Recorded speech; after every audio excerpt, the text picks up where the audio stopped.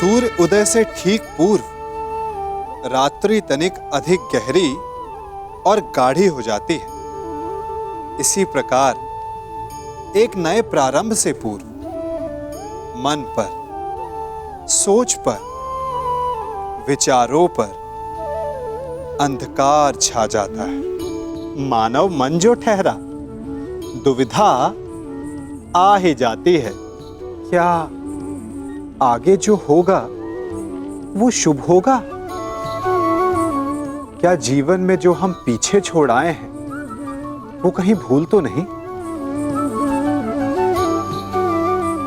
ऐसे में क्या करना चाहिए? केवल एक उपाय, आगे बढ़ें।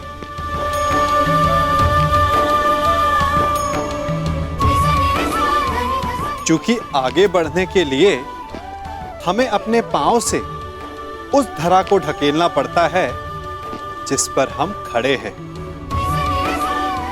जहां मार्ग ना हो वहां लक्ष्य नहीं भूलना चाहिए।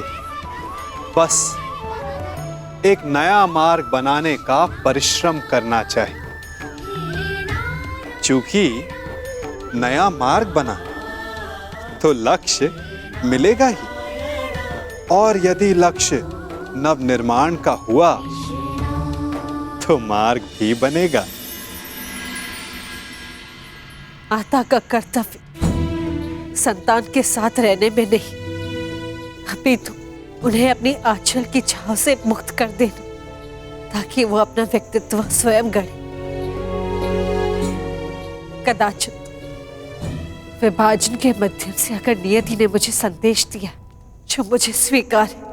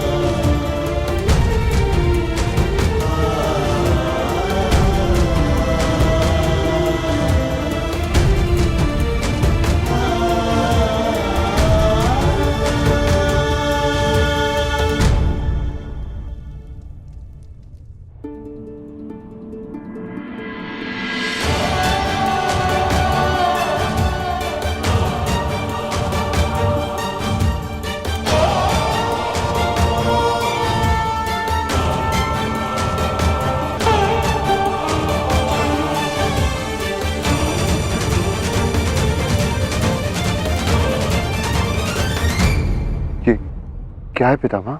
ये सब हस्तिनापुर के नागरिक हैं पुत्रों।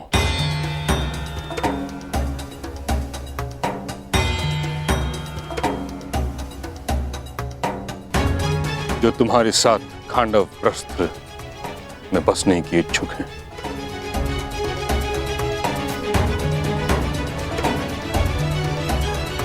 जाओ पुत्रों, जाकर एक नया प्रारंभ करो, एक युग का, एक व्यवस्था का, एक राज्य का। और ये सिद्ध कर दो कि तुम्हें वह भूमि इसलिए नहीं मिली क्योंकि तुम्हारे पिता कभी राजा थे, बल्कि इसलिए क्योंकि तुम सभी इसके योग्य हो।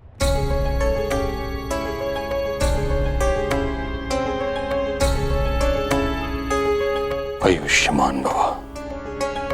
समय सी शक्ति है,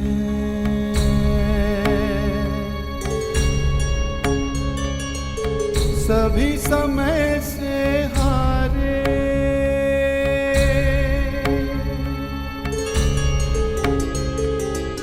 समय सी शक्ति है, सभी समय से हारे।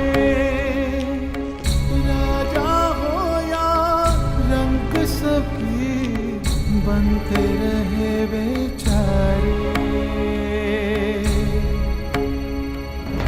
समय बड़ा महान है इस जग में, समय बड़ा महान,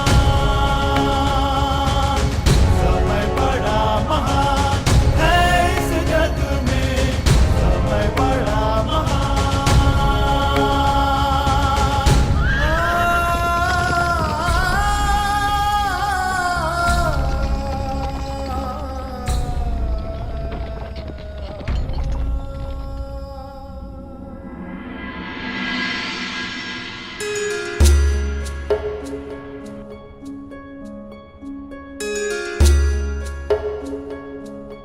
क्या अब भी अपने चैन से संतुष्ट होकर? हाँ वासुदेव, मैं अब भी अपने चैन पर अडिग हूं,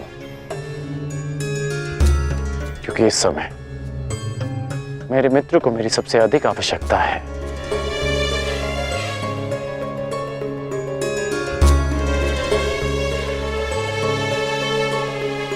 वासुदेव, अब समझ आया कि आपने मुझे पांचाल से सीधा हस्तिनापुर आने को क्यों कहा। आपने उस चक्रवात को विभाजन की दीवार से रोक लिया। कहाँ कर्ण? उस चक्रवात का तो यहां से अब प्रारंभ हुआ है।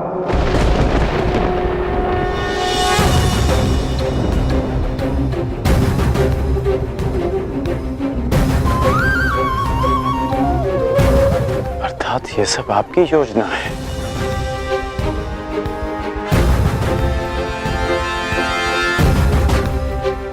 पहले आप पांचाली के स्वयंवर में गए, फिर हस्तिनापुर आए।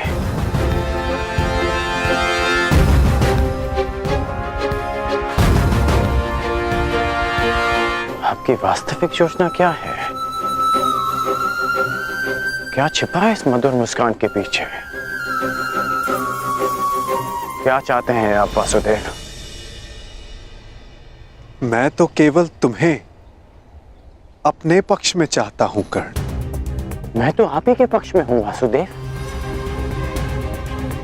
परंतु मेरा दुर्भाग्य है कि आप पांडवों के पक्ष में हैं।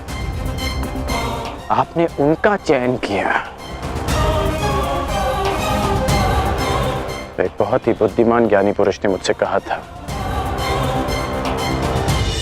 कि मनुष्य अपने प्रत्येक चयन का परिणाम स्वयं भुगतता है। और इसी कारण वो तथाकथित ज्ञानी पुरुष तुम्हारा अत्यधिक सम्मान करता है अंगराज। चूंकि युद्ध हो या परिणाम का पालन, तुम अन्य सबसे भिन्न होकर और उनसे एक पग आगे भी। हो सकता है, परंतु आप सबसे सैकड़ों पग आगे हैं केशव। आपसे कोई स्पर्धा नहीं कर सकता। हाँ, चूंकि मैं किसी स्पर्धा में सम्मिलित ही नहीं हूं कर्ण।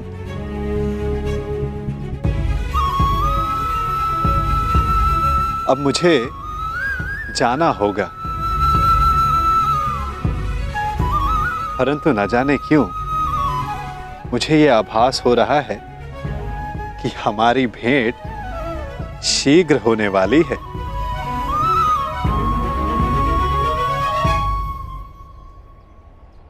आपसे पुनः मिलना अच्छा लगेगा वासुदेव। बस इतनी सी आशा है कि कूटनीति का फिर से कोई खेल ना हो। मैं कूटनीति नहीं खेलता कर्ण। मैं तो बस नीति के लिए मार्ग बनाता हूं। जहां कोई पथ ना हो वहां पथ प्रदर्शन करता हूं। सारथी जो हूं।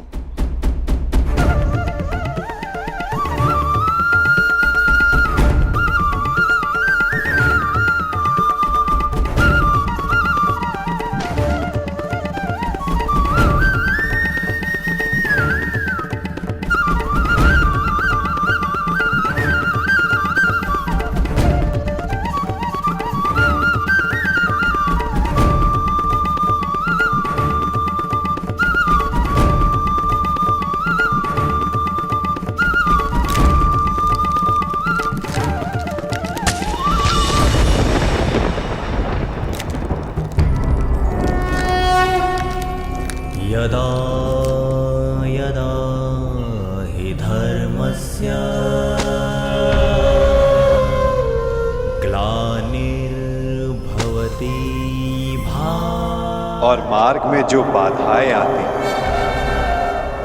उन्हें दूर भी करता हूं। अधर्मस्य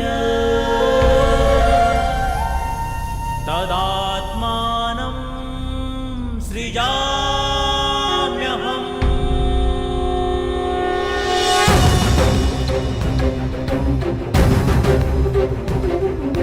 परित्राणाय साधूनां विनाशाय च दुष्कृतां।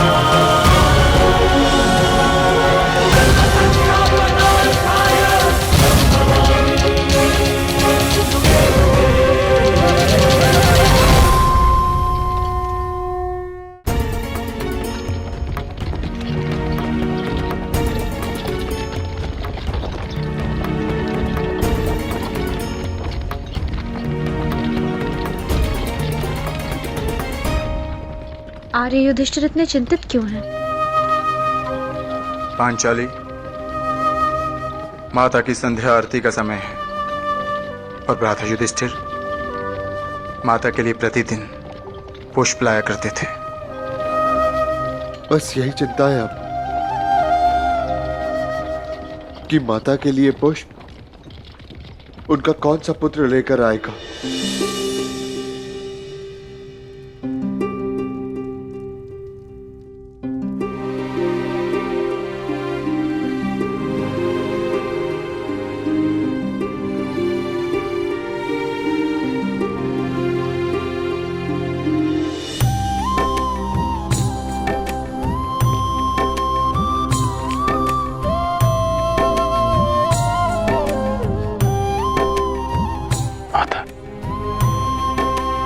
आपके पुत्रों के हस्तिनापुर से जाने का खेद है मुझे।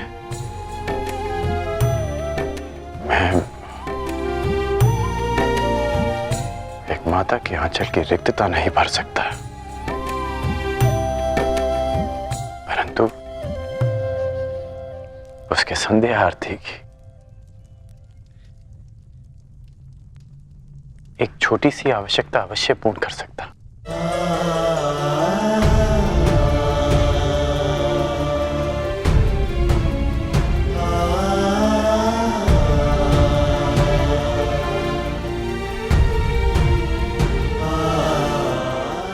बहुत चिंतित होकर उस बंजर खांडव प्रस्थ में न जाने मेरे पुत्र किन कठिनाइयों में होंगे।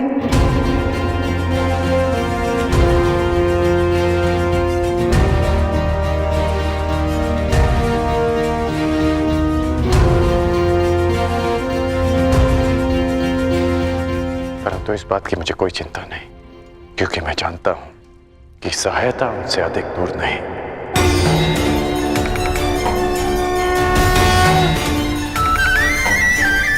श्री कृष्ण गोविंद हरे मुरारी हे नाथ नारायण वासुदेवा। मेरा विश्वास कीजिए, सम्राट का पदभार उठाने में सक्षम हूं मैं।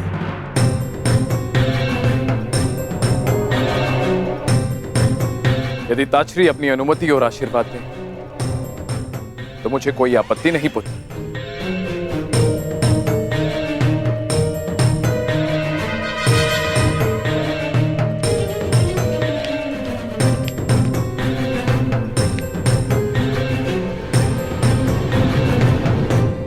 मेरा आशीर्वाद तुम्हारे साथ है दुर्योधन।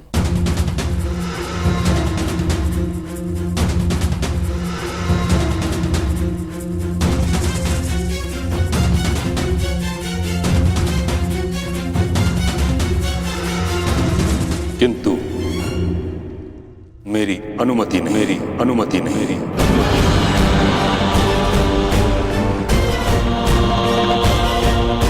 हस्तिनापुर का संरक्षक होने के नाते सिंहासन के उत्तराधिकारी पर मेरा पूर्ण विश्वास अनिवार्य है,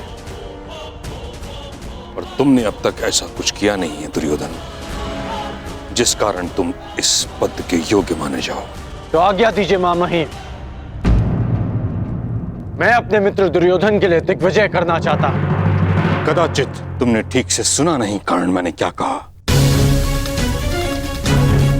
मैंने कहा दुर्योधन को स्वयं अपनी योग्यता सिद्ध करनी होगी।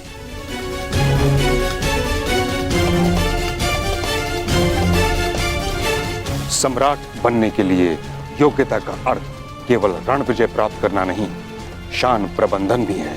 युद्ध नीति नहीं, मैत्री नीति भी है। सम्राट बनने की शीघ्रता तुम्हें केवल दिग्भ्रमित करेगी दुर्योधन। ज्वालंत मनोकामनाओं की अग्नि का धूम्र तुम्हें मार्ग से भटका देगा। परंतु मैंने ऐसा कौन सा अनुचित मार्ग चुना है पितामह? हस्तिनापुर की मर्यादा के कारण जिस विषय पर मैं मौन हूं, उसे तुम निर्लज्जता के साथ छिपा रहे हो दुर्योधन। मत भूलो, इस समय तुम गंगा पुत्र भीष्म के समक्ष खड़े हो। यदि आज हस्तिनापुर का विभाजन हुआ तो उसका कारण केवल तुम्हारी वह मूर्खता थी जो तुमने अपने मामा की संकेत पर की।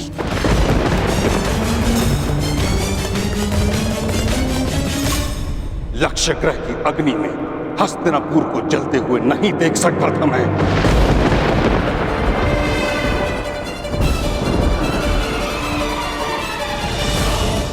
इस कारण विभाजन स्वीकार किया मैंने। और अब जब तक मुझे यह विश्वास नहीं हो जाता कि तुम नीति से शासन करने में सक्षम हो, कुचक्र से नहीं, तब तक मैं तुम्हारे अभिषेक की अनुमति नहीं दूंगा।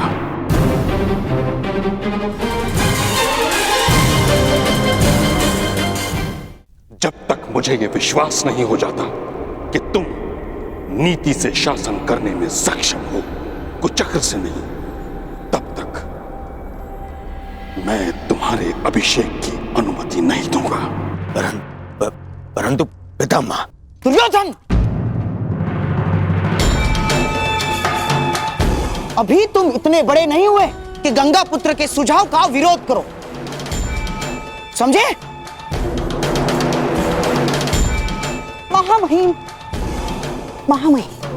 बच्चा है, नहीं समझता कुछ बातें, परंतु मैं आपसे सहमत हूं और आपको विश्वास दिलाता हूं कि दुर्योधन अपने सिंहासन पर तभी अधिकार दिखाएगा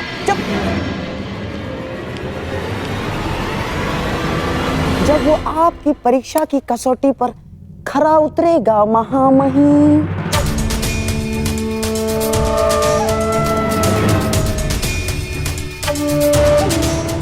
तुम मूर्खता मत करो, महामहिम की आंखों में लाक्षागृह की धधकती ज्वाला का प्रतिबिंब है। हमें कुछ और करना होगा मेरे होने वाले सम्राट। अब सम्राट युधिष्ठिर अपना राज्य संभालेंगे। आपका विनोद कभी कभी समझ में नहीं आता है। अभी तो मैं सही अर्थों में राजा भी नहीं बना और आपने मुझे सम्राट कहकर संबोधित कर दिया। सम्राट बनने में कौन सा भेद है धर्मराज? बस एक राजसूया यज्ञ करने की देरी भर है। शीघ्र ही आपके महल में सहस्त्रों राजा पधारेंगे। उपहास न उड़ाएं वासुदेव। कैसा राजसूय यज्ञ, कैसा महल? इस समय तो यहाँ पर सर छुपाने के लिए वृक्ष की छाया भी नहीं है। जब राजा बन गए हो तो महल भी इतना शीघ्र बन जाएगा कि आभास तक नहीं होगा। बस महल की नींव बलशाली रखनी होगी और इसके लिए मुहूर्त विचारने का समय नहीं है धर्मराज। बस मेरे कथन पर विश्वास कीजिए और तैयार हो जाएं।